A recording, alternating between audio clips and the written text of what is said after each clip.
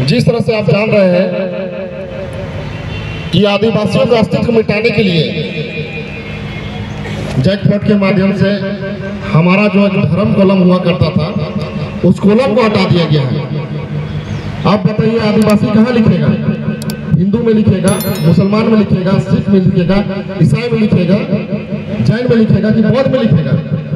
अरे आदिवासियों का अलग से धर्म कोड होता है जिसमें अन्य धर्म कोड लिखा जाता था, उसमें लिखते थे। हम सरना है तो सरना लिखते थे, गोंडी वाले गोंडी लिखते थे, भील वाले भील लिखते थे। इसी प्रकार से जितने भी पूरे देश के आदिवासी हैं उसमें अपना धर्म को लिखते थे। आज उस पहचान को हटा दिया गया है। मैं यही कहना चाहता हूँ आज इस मंच के माध्यम से राजभवन के समक्ष बैठे हुए तमाम समाज के अगुवागणों से कि अब हमें जागने और लड़ने की आवश्यकता है। साथियों, आदिवासी शुरू से ही हमारे पूर्वज प्रकृति के पुजारी है कि नहीं? प्रकृति के पुजारी है ना? किसी बनौटी में पूजा करते हैं हमारे देव, हमारे पूर्वज, हम लोग करते हैं। हम लोग सीधा सीधी प्रकृति से जुड़े हुए हैं, प्रकृति को मानते हैं, इसीलिए हम लोग अपना धर्म सरनाथ में लिखते हैं।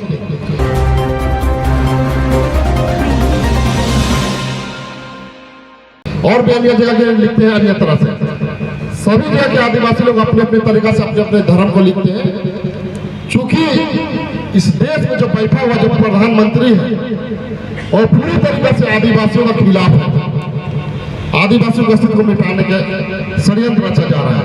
आपने देखा होगा कि छत्तीसगढ़ में जैसी सरकार बनी बीजेपी की, वहां लाखों पेड़ काट दिया गया।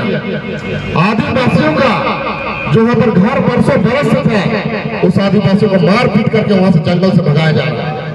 क्यों? क्योंकि जो मोदी जी के जो दोस्त थे अडानी और अंबानी, वहां के खनिज संपदा देने के लिए। तो मैं ये कहना चाहता हूं कि आपको समझना होगा कि इस देश में जब बीजेपी आरएसएस की सरकार बनी है, आदिवासी नहीं पूरा देश गुलाम होने चला जा रहा है। और देश को गुलाम होने से बचाना हम सभी की कर्तव्य बनता है। साथियों, हम मैं ही कहना चाहता हूँ, मणिपुर का हाल देख लीजिए क्या था। मणिपुर में हमारे माता और बहनों को नंगे कर घुमाया गया, उसके साथ बलात्कार किया गया। किसकी सरकार है मणिपुर में? बीजेपी की सरकार है। मध्य प्रदेश में हमारे बड़े भाई के साथ पेशाब किया जाता है, किसके द्वारा? वहां बीजेपी की सरकार है। किसके द्वारा? बीजेपी के विधायक के प्रतिनिधि के द्वारा आदिवासी में पेशाब किया जा रहा है। जितना कुकर्म हो, जितना हमारा हक अधिकार छीनने की बात हो, सब बीजेपी के द्वारा किया जाता है। मैं ये कहना चाहता हूँ, आप आदिवासी के हितैषी है तो हमारा धर्म को मुझे दीजिए, हमारा जल जल जमीन की रक्षा कीजिए। हर आदिवासी पर अत्याचार शोषण होता है उसकी रक्षा कीजिए। लेकिन नहीं, उनको सिर्फ और सिर्फ एक ही चीज का मकसद है कि 2024 का चुनाव जीतेंगे और आदिवासी को जड़ से खत्म कर देंगे। साथियों, तो 2024 में क्या करना है हम लोगों को?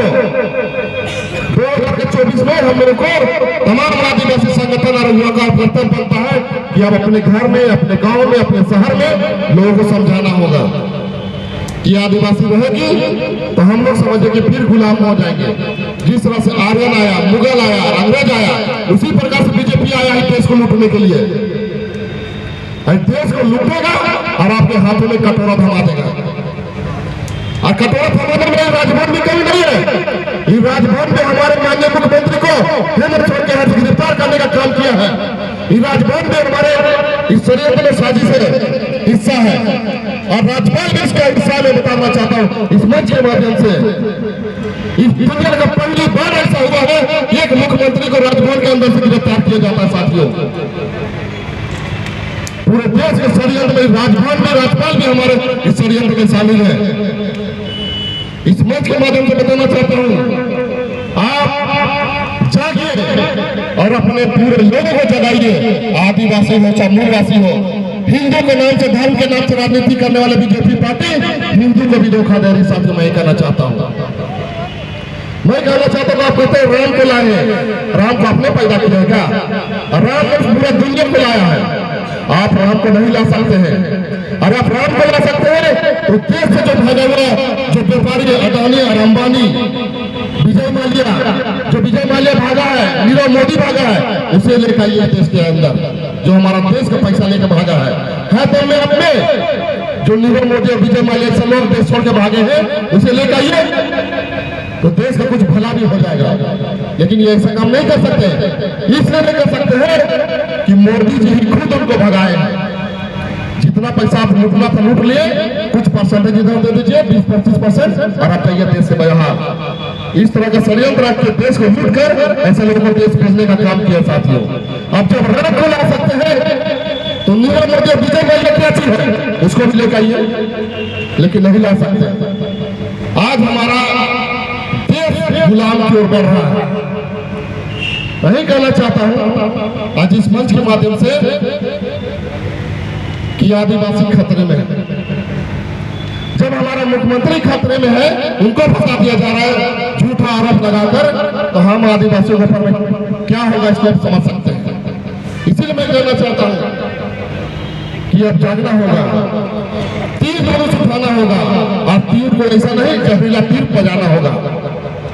और ऐसे ऐसे जो देश के दुश्मन है, हमारे आदिवासियों का दुश्मन है, हक अधिकार को छीनने का काम कर रहा, हम आदिवासियों को जल जगह जमीन छीनने का काम कर रहा, हमारे आदिवासियों का अधिकार छीनने का काम कर रहा, ऐसे षड्यंत्रकारियों को चुन चुन के छेड़ने का काम करना होगा।